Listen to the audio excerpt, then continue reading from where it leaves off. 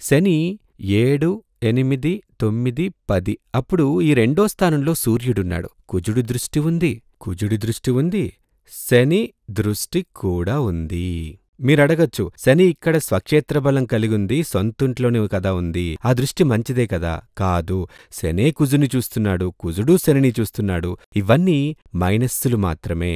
క్లుప్తంగా ఈ గ్రహ యోగమనేది సొంత బిజినెస్ చెయ్యాలి అనే విధంగా ఉన్నప్పటికీ మోసమైన దశాకాలం వచ్చినప్పుడు ఇక్కడ బుధుడొచ్చి 9కి 12కి అధిపతిగా ఉన్నాడు. 9దో స్థానం భాగ్యస్థానం. భాగ్యస్థానాధిపతి మంచి ఫలితమే ఇవ్వాలి.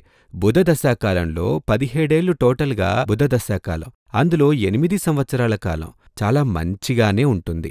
8 సంవత్సరాల తర్వాతే ఈయనకి పతనం మొదలైంది. ఇది కొంచెం ముందే ప్రారంభమైంది. ఇక్కడ జాతకం ప్రకారం రెండో స్థానంలో ఈ పాపగ్రహాల